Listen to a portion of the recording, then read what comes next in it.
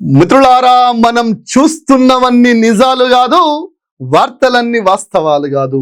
అందుకే వాటి వెనుక ఉన్న వాస్తవాల్ని తీసుకొచ్చే ప్రయత్నమే వార్తలు వాస్తవాలు close encounter with SR program. నా చావుకు కారణం యడ్ల శ్రీనివాసరెడ్డి రంగాచారి అని కొంతమంది విఆర్ఓ గతంలో పనిచేసిన కొంతమంది 4-5 పేర్లు రాసిర్రు. దీనిలే కారణం అని చెప్పేసి మిత్రులారా, ఈవిడ అమ్మ ఏడుస్తుంది కదా, తండ్రి చనిపోయిన కొన్ని గంటల తర్వాత రోడ్డెక్కి ధర్నా చేస్తున్న ఈ అమ్మాయిని చూసినాక నిజంగా మానవీయ కోణంలో నేను బాధపడుతున్నా. ఇలాంటి పరిస్థితి ఏ బిడ్డకు రావద్దు. కానీ మిత్రులారా, ఒక్కసారి ఆలోచన చేయండి.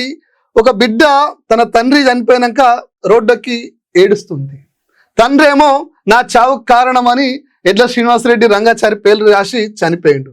మరి దీని మీద వాస్తవం ఏందన్నా అని చెప్పేసి నన్ను అడిగిరు కాబట్టి నేను వాస్తవం చెప్పే ప్రయత్నం చేస్తా. ఆ అమ్మాయి ఏడుపులను ఖచ్చితంగా నేను మానవీయ కోణంలో నేను బాధపడతా. కానీ వాళ్ళ నాయన బతుకున్నప్పుడు చేసిన పని ఎంతో ఒక్కసారి చూడండి. నకిలీ పత్రాలను సృష్టించి ప్రభుత్వ భూమిని విక్రయించిన ముఠా గుట్టు రట్టు బాధితుల నుంచి లక్షల రూపాయలు వసూలు చేసినటువంటి నిందితుల అరెస్టు. ఆ నిందితులలో ఒకడు ఈ అమ్మాయి తండ్రి. నా సావు కారణం అని చెప్పినటువంటి ఆంజనేయులు. మిత్రులారా, వార్తలు కాదు, వాటి వెనుక ఉన్న వాస్తవాలు కావాలి. మనం కూడా భూములు కొంటాం మిత్రులారా, భూములు కొంటాం. మనం ఏదైనా రేపు హాస్పిటల్ పోతే ఓ మెడికల్ షాప్లో ఒకటి కొంటాం, 5 రూపాయలు 10 రూపాయలు అని కాదు.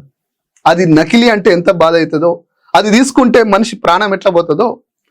వాళ్ళను వీళ్ళను అప్పో సప్పో వేసి 1,50,00,000 రూపాయలు పెట్టి వీళ్ళ నాయనని నమ్మి ఇంకో కొంతమందిని నమ్మి వాళ్ళ నాయన వాళ్ళ తయారు చేసినటువంటి డాక్యుమెంట్లను నమ్మి నిజమే అనుకొని 1,50,00,000 రూపాయలు పెట్టి కొన్న భూమి పెన్షన్ చేసేటప్పుడు ప్రభుత్వం వచ్చి ఇది ప్రభుత్వ భూమి, మీరు మోసపోయారు, ఇది నకిలీ పత్రాలు, ఇది భూమి కాదు, గక్కడెక్కడ ఉంటది అని చెప్తే కొన్నోని పరిస్థితి ఎట్లా ఉంటుందో ఒక్కసారి ఆలోచన చేయండి.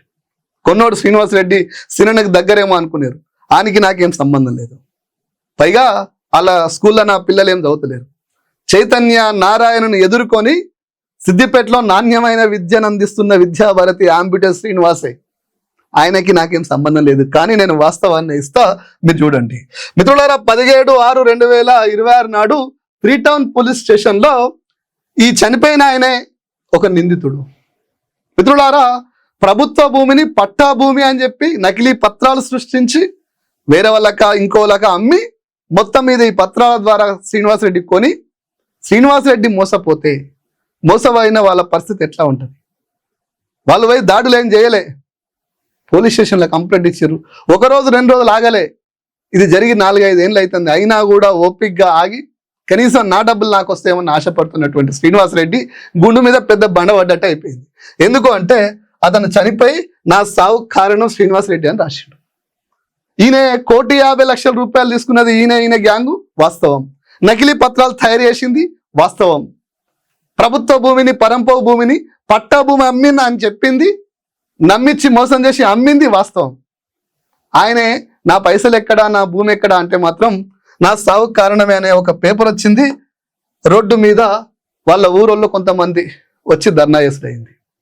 ఏది వాస్తవం ఒక్కసారి ఆలోచన చేయండి.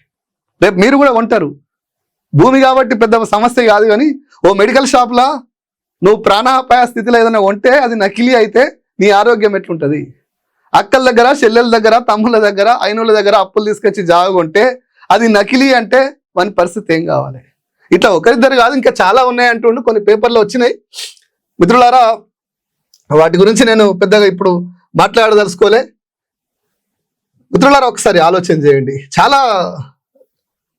చాలా సర్వే నెంబర్లు చూపిస్తున్నారు. 655, 657, 202 మాఫియా సేలంపు అని చెప్పేసి డబల్ బెడ్రూమ్ వెనకాల, ఇండ్ల వెనకాల సర్వే నెంబర్ 202 A/6లో 30 గుంటల అసైన్డ్ భూమి మాఫియా కనబడింది. సేలంపు అనే గ్రామం పరిధిలో నకిలీ సర్వే నెంబర్ వేసి భూమిని ప్లాట్లుగా మార్చి సిద్దిపేటకు చెందిన పలువురు అమాయకులను విక్రయించారు. తీరా డబ్బులు కట్టి ప్లాట్లు స్వాధీనం చేసుకోవడానికి వెళ్ళిన కొనుగోలుదారులు అక్కడ సర్వే నెంబర్ లేదని చెప్పేసి గుండెలు బాదుకుంటున్నారు. ఇది చనిపోయిన ఆయన మీద నాకు కన్సర్న్ ఉంది.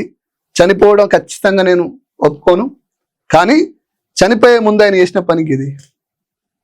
నకిలీ పత్రాలు సృష్టించి ప్రభుత్వ భూమిని అమ్మితే ఇంకా చాలా మంది ఉన్నారట. దీని మీద చర్చ జరగాలి, కలెక్టర్ దీని మీద స్పందించాలి. నకిలీ భూములు తయారు చేసి, లేని భూములు తయారు చేసి, ప్రభుత్వ భూములు అమ్మేసి పైసలు అడిగితే చచ్చిపోతే మిత్రులారా ఒకసారి ఏం చేయమంటారు దీనికి? దీనికి కొన్ని సంఘాలు అవన్నీ తర్వాత మాట్లాడదాం. మిత్రులారా ఒక్కసారి ఆలోచన చేయండి. ఈ అమ్మాయి ఏడుస్తుంది, ఖచ్చితంగా ఆ అమ్మాయి ఆ ఏడుపుని మానవీయ కోణంలో నేను బాధపడతా. కానీ ఆంజనేయులైన వ్యక్తి ప్రభుత్వ భూముల్ని తెలిసి వీళ్ళు అగ్రిమెంట్ కూడా రాసుకుంటారు. భవిష్యత్తులో ఇది ప్రభుత్వం అని వాళ్ళకి తెలిసి ఏదన్నా జరిగితే నా డబ్బులు నాకు ఇవ్వాలని చెప్పేసి అగ్రిమెంట్ కూడా రాసుకున్నట్టు.